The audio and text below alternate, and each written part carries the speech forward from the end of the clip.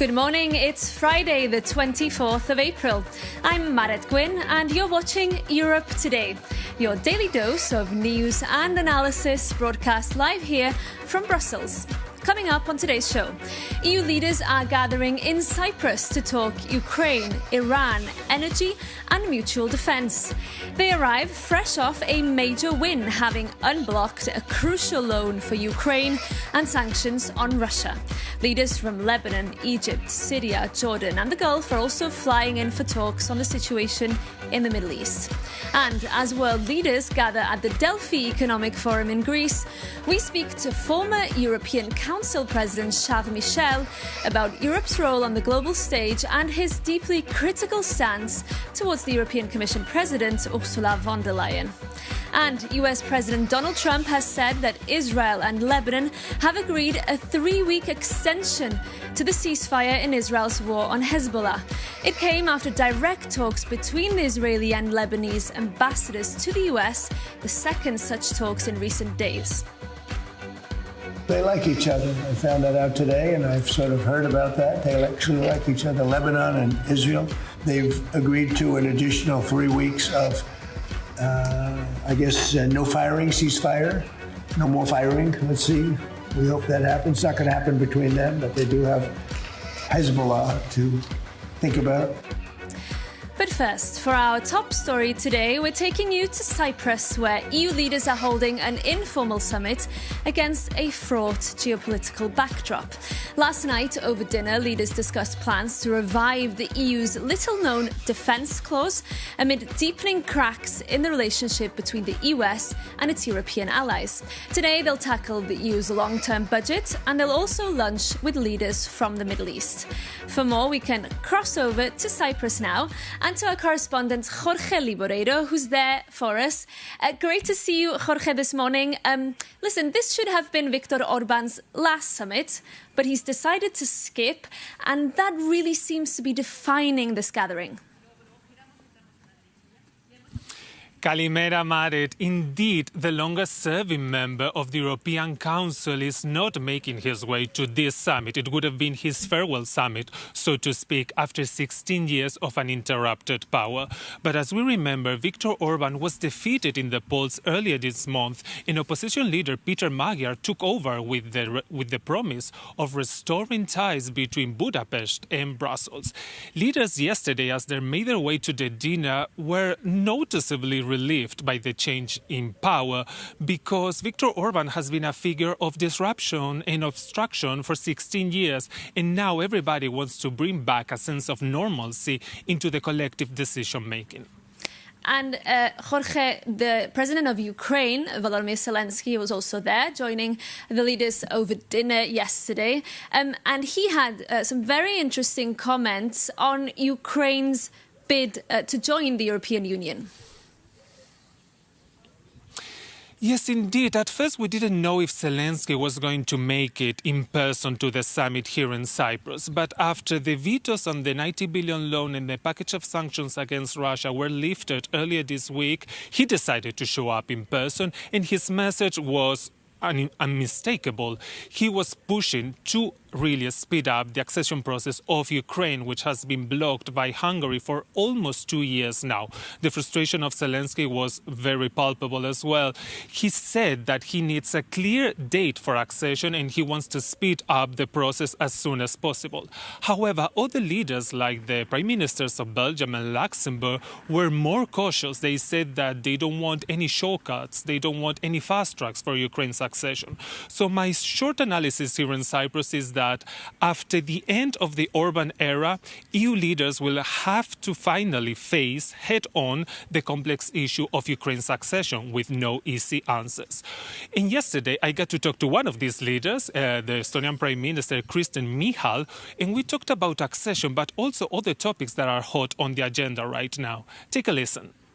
We'll see, because always there's a chance at least for a fresh start. So it will mean that you can start again. And to be honest, I cannot see any other way that Ukraine's future is in Europe. That is definitely so. That will mean that the question is only when, not if and how. Now, I know you've been working on an initiative to introduce an European-wide ban for Russian soldiers who have taken part in the full-scale invasion of Ukraine. Why are you pushing for this measure now, and why is it so important to you? It's not even important to me, but it's important to everybody living in Europe, because to put it very simple terms, that before the war and at the start of the war, Russia had less men under the arms than right now. So we have more men under the arms right now than at the start of the war. And we would imagine for a moment that the war would stop, there will be ceasefire, peace, and somewhat, hopefully, just and lasting peace. Fine, but what will those people do? Most of them are criminals, but they have to be treated as heroes inside Russia. So, once again, I would ask everybody that, do you want these guys near to your home? No, you don't. So that's why you have to ban them for life from Schengen. Ideally, you think it could happen this year, or do you think it needs more time? Ideally. It could happen, it should happen before the summer, but this is ideally. I have this kind of feeling that we will be talking about it before the summer already, but I don't know if enough decisions will be made before the summer, but I hope so. Mm-hmm. Another issue here for this informal summit is mutual assistance. We know that the European treaties have an article of mutual assistance, 42.7. It hasn't been explored until now, but we also know that many member states like yours are also part of NATO, which has an Article 5 of collective defense. Do you see a possible contradiction between these two articles, or can they coexist? They are coexisting because, for example, NATO Article 5 has been invoked only once from the United States, and European Article 42.7 has been also invoked once by France. So the question is about the need, and they can exist together, I would say, because usually it's pretty much overlapping what we're doing, because you need certain assistance, you need your allies to act with you. So I would say this is working well, but also we should talk about European capabilities, because as we can see, President Trump's message is also that Europe should bear more burden in own defense. Mm-hmm. Trump has also threatened to withdraw the United States from NATO. He's been saying this several times. We don't know what's going to happen, but do you think that because of these threats that he's making so publicly, the value of Article 5 has been decreased, that it's not so powerful anymore? I would say no to that, because, for example, when we had Russian MiGs in our space a little bit before that, certain Russian drones were in Poland's airspace, which was shot down. First time in NATO's history at that moment. At that moment, Trump's message was quite clear that America is standing to protect Baltics, Poland, and so on. So I would say that the messages have been quite clear that NATO is working, and also in Hague. We had NATO summit there, and Trump said that if Europe is sharing the burden, he will commit to NATO. Yes, I can understand that there's a lot of political messages, but the military side is working absolutely well. That was the Estonian Prime Minister Kristen Michal speaking to our correspondent Jorge Liboreiro, and we'll of course keep an eye out for Jorge's reporting throughout the day from those talks in Cyprus. Now, when he was president of the European Council, Charles Michel had a notoriously strained relationship with Commission President Ursula von der Leyen. Those tensions have resurfaced in recent weeks. Our Europe editor, Maria Tadeo, caught up with Michel earlier today at the Delphi Economic Forum.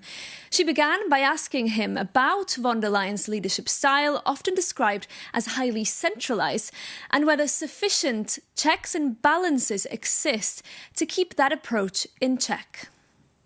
All of us, we know what we have to do, but I'm observing that it seems that it's difficult to make decisions that are urgent and that are needed. I trust the European Council. I think that by nature, the European Council is the right body to decide what are the main orientations and also to make the most difficult decision because, the European Council is the guardian of the European unity. And this European unity is something that's not easy to achieve. It requires a lot of work, a lot of preparation. It requires a lot of collective intelligence. It requires to listen to each other. And I'm confident that sooner or later the European Council will make additional decisions to clarify some of the orientations we have to decide on in the near future. Are we to understand, therefore, that the Council's stance, it should be stronger, it should have a louder voice? It's not as strong as it should be, its message now. It's in my opinion, it's not a question of voice, it's a question of decisions that have to be made. And what is a bit frustrating for all those like me who are absolutely convinced that this project is more needed than ever, the European project, the European dream, the European principles, the European values, the European coexistence.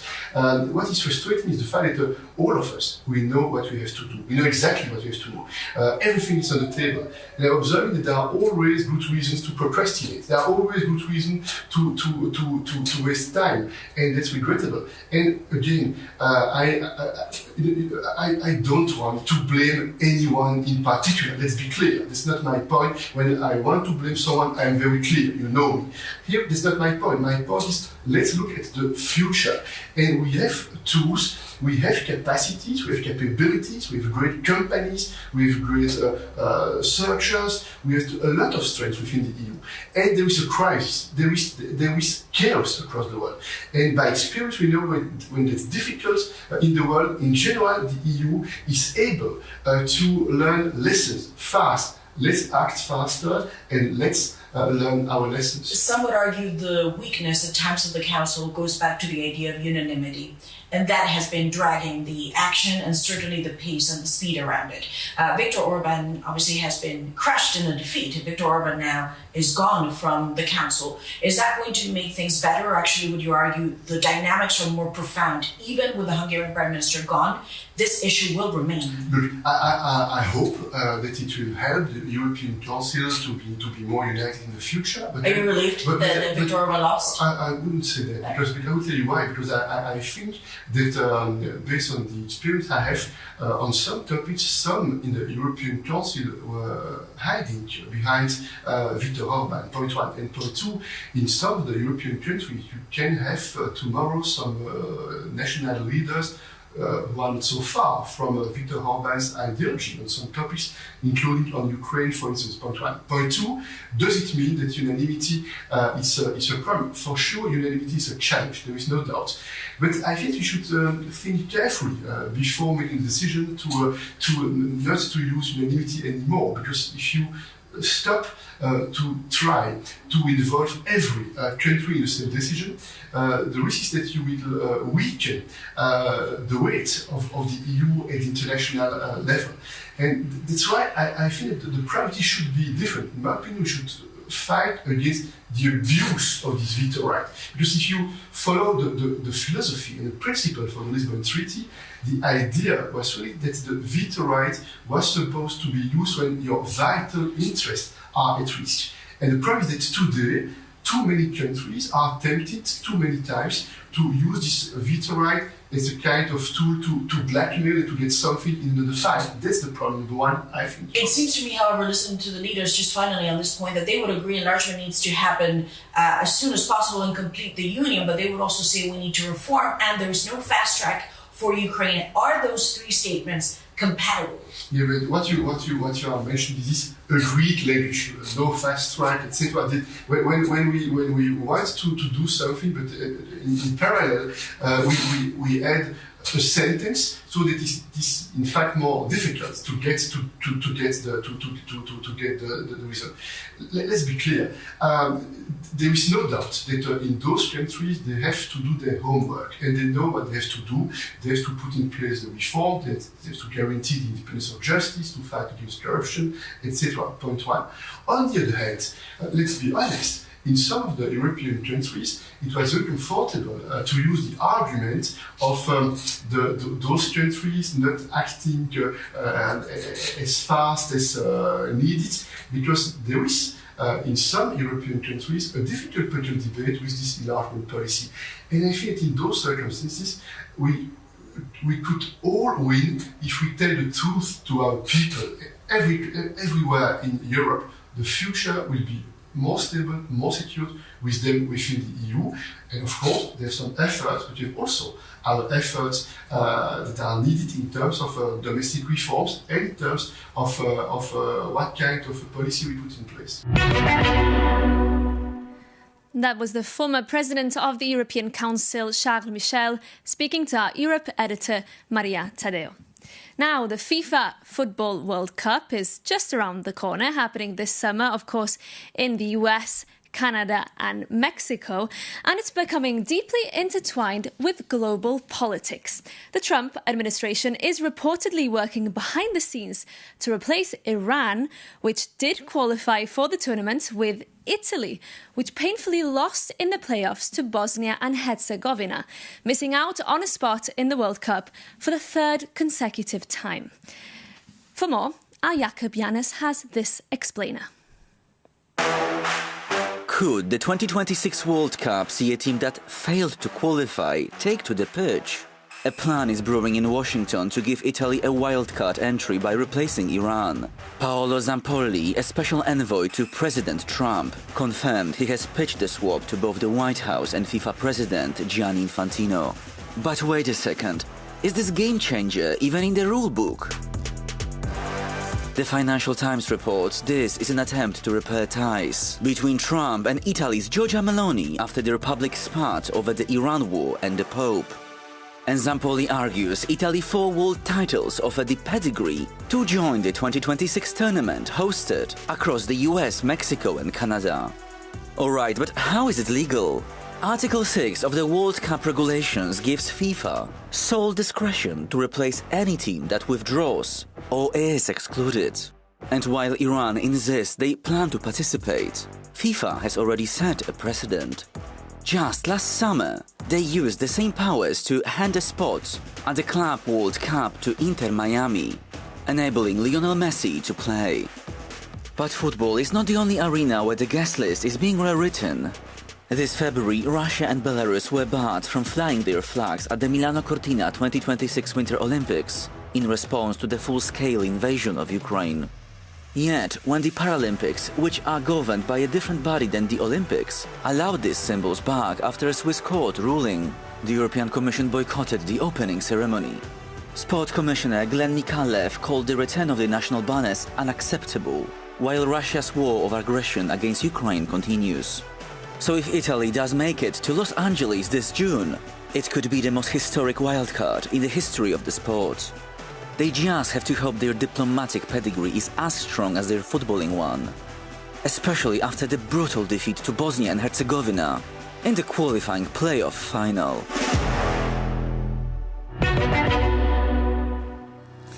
And that brings this edition of Europe Today to an end. Thank you so much for your company today and throughout this week. We will be bringing the latest from that meeting of EU leaders taking place right now in Cyprus. Our correspondent Jorge Liboreiro is there on the ground. Keep an eye out for his reporting throughout the day on Euronews and Euronews.com. You can also get in touch with us. Email us at europetoday@euronews.com with your tips, questions and feedback. We love to hear from you. We'll be back on Monday with more news and more analysis from Brussels and across our European bureaus. In the meantime, do have a great weekend.